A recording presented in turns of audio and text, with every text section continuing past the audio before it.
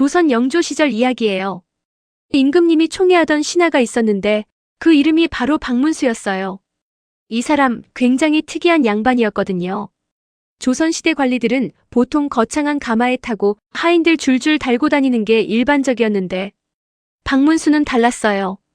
혼자서 허름한 옷 입고 지팡이 하나 짚고 그냥 걸어 다녔어요. 왜냐고요? 암행어 사니까요.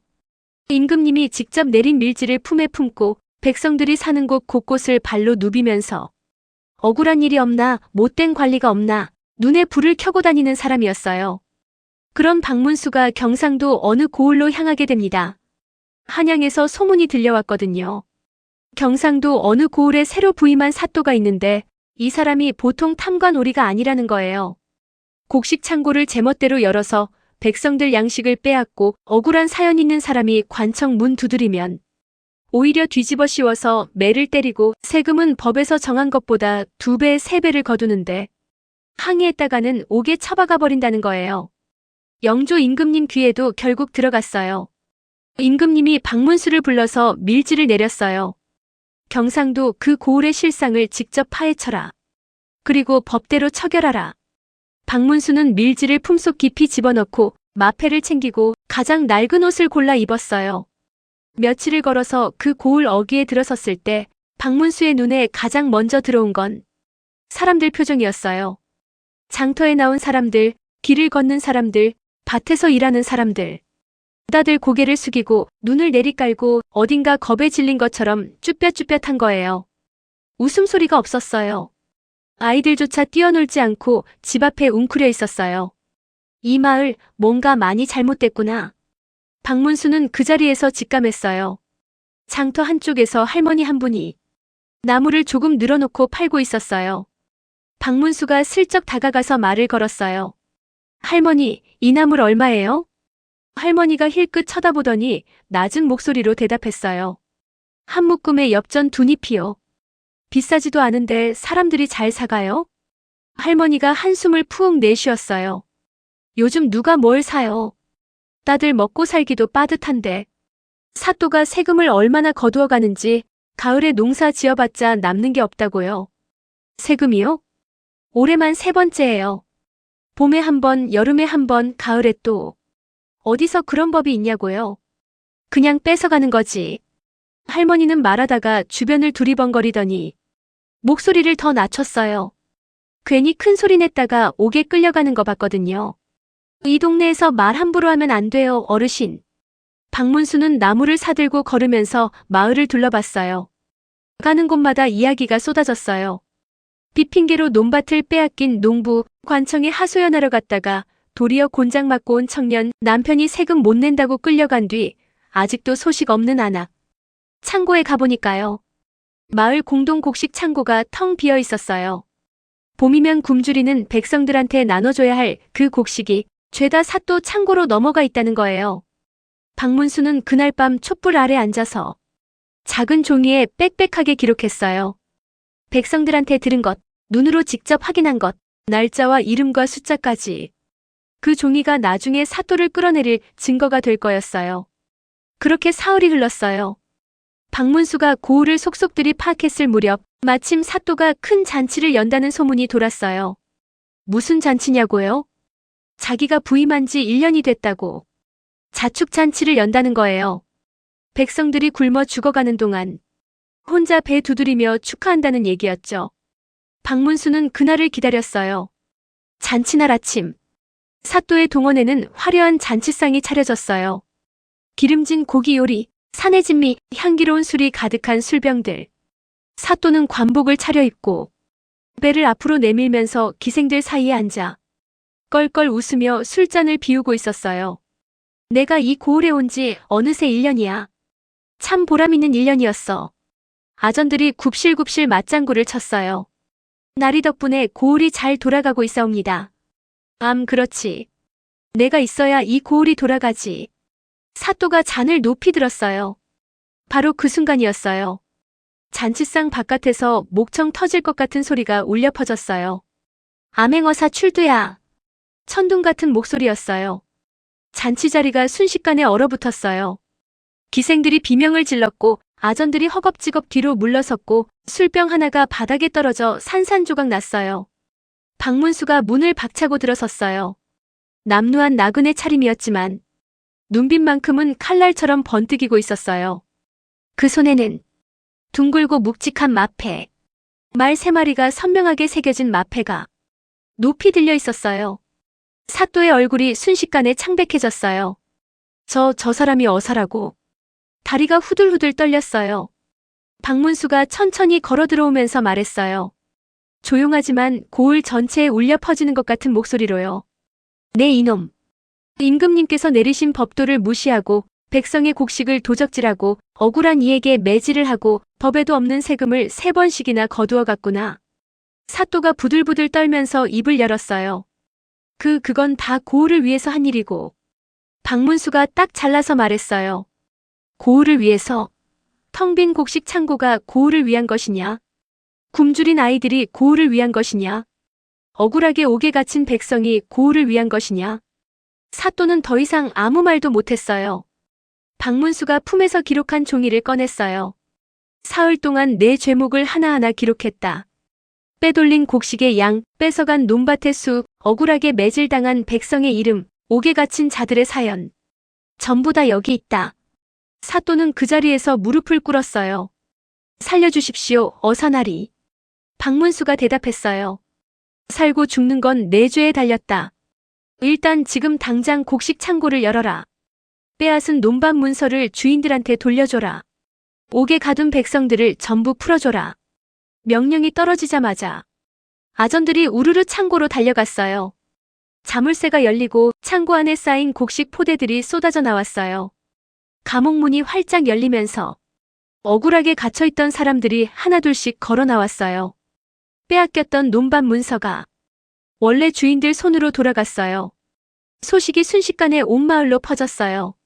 사람들이 관청 마당으로 몰려들기 시작했어요. 처음엔 반신반의하는 표정이었어요.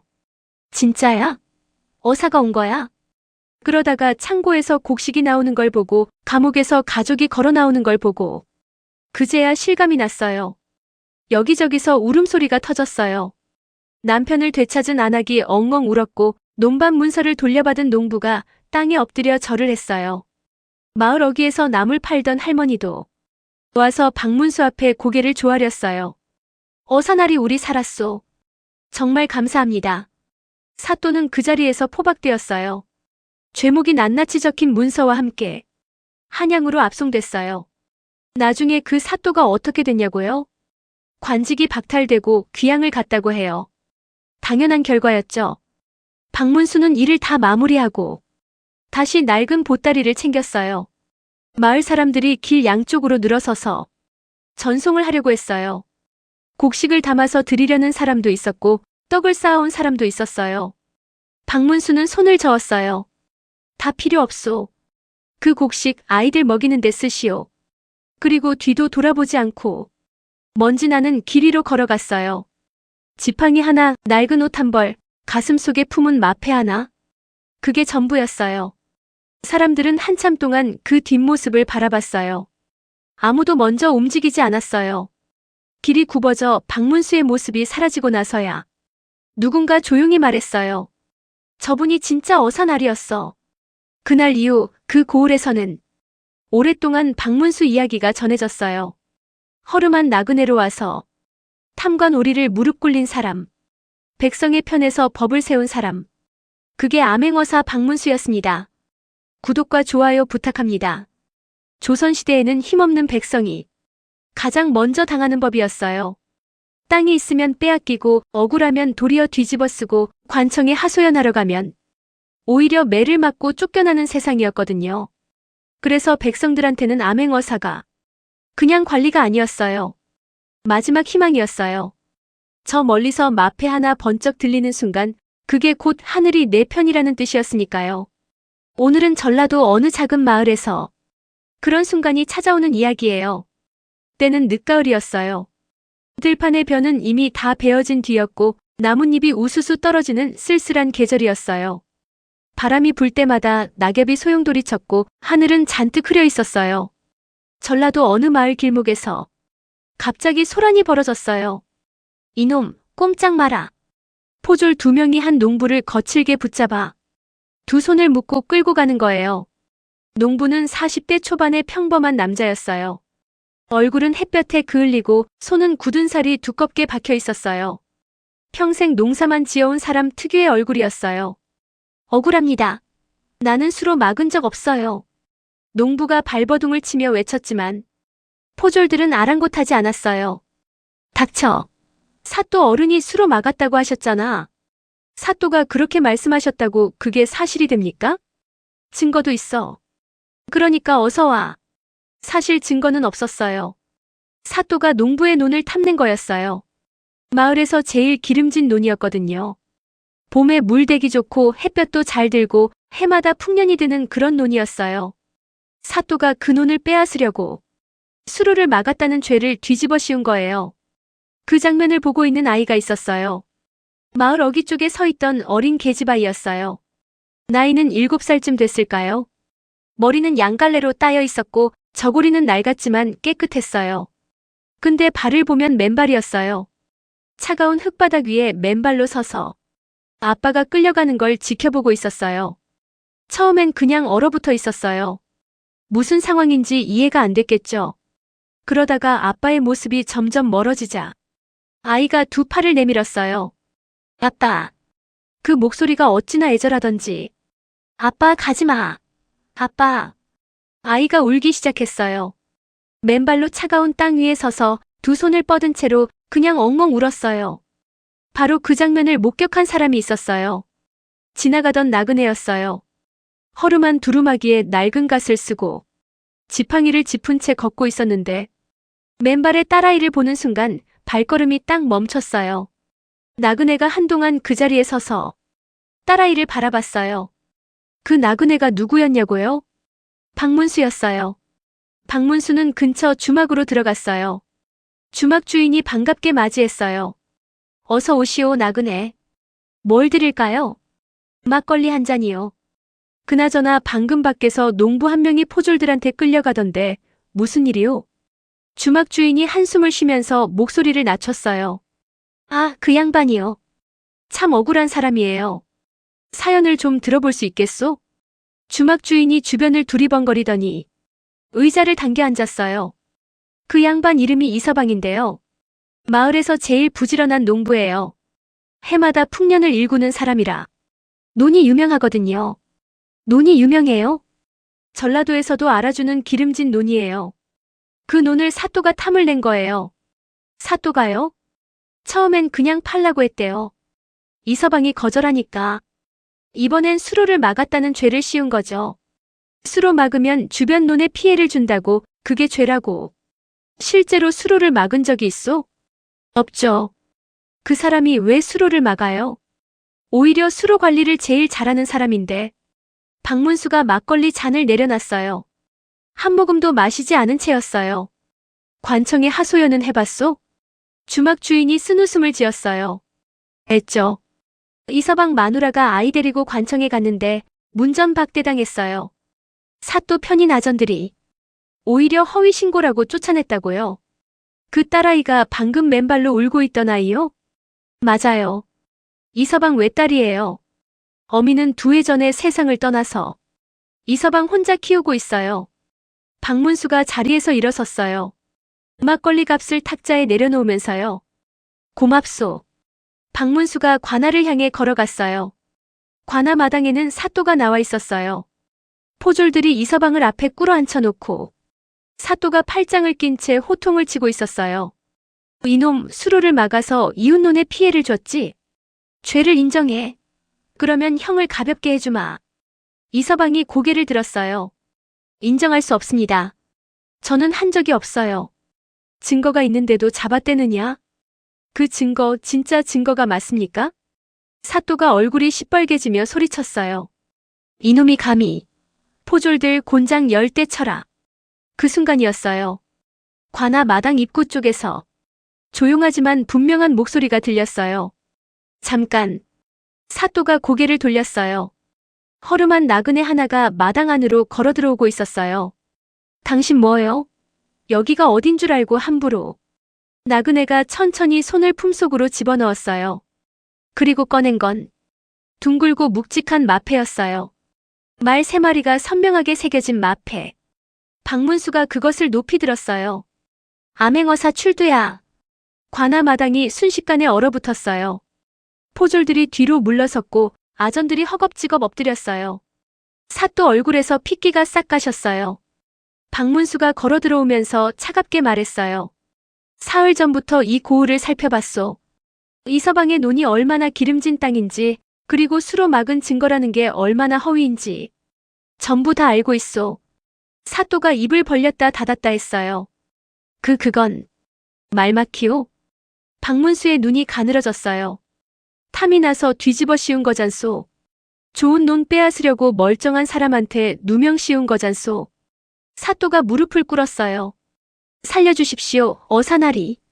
박문수가 포졸들에게 명령했어요. 이서방, 당장 풀어드려라.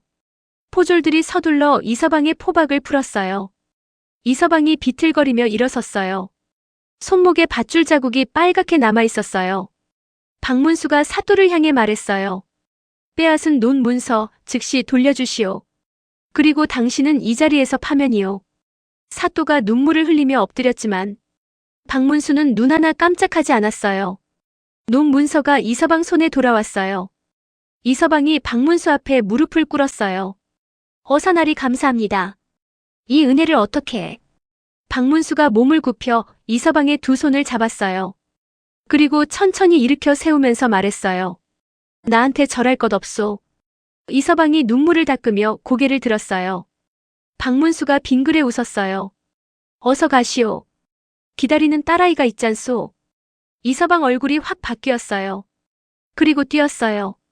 마을 어귀 쪽에서 딸아이가 여전히 서 있었어요. 아직도 맨발로, 아직도 흙바닥 위에 아빠를 기다리면서요. 아빠. 딸아이가 전력으로 달려왔어요. 이서방이 팔을 벌리고 달려갔어요. 둘이 와락 끌어안았어요. 이서방이 딸을 번쩍 안아 올리면서 말했어요. 미안해, 많이 무서웠지? 딸아이가 아빠 목을 꼭 끌어안으며 고개를 끄덕였어요. 그러면서 엉엉 울었어요. 이번엔 슬퍼서가 아니라 기뻐서였어요. 박문수는 그 모습을 멀리서 잠깐 바라봤어요. 아무 말도 없이 그냥 조용히 바라봤어요. 그리고 뒤돌아섰어요. 낙엽이 우수수 떨어지는 늦가을 길 위로 다시 걷기 시작했어요. 뒤에서 누가 외쳤어요. 나리, 어디로 가시오? 박문수는 대답 대신 손을 한번 흔들었어요. 갈 곳이 정해진 사람처럼 묵묵히 꾸준히 걸어갔어요. 아직 어딘가에 억울한 백성이 있을 테니까요. 그날 이후 전라도 그 마을에서는 이런 말이 두고두고 전해졌어요. 늦가을 어느 날 허름한 나그네가 지나가다 맨발로 우는 아이 하나 때문에 발걸음을 멈췄다고요. 그리고 그 나그네가 떠난 자리에 억울함도 함께 사라졌다고요. 그 나그네 이름이 뭐냐고요? 박문수. 조선 팔도를 걸어다니며 백성의 눈물에 귀 기울이던 그 박문수였습니다. 구독과 좋아요 부탁합니다.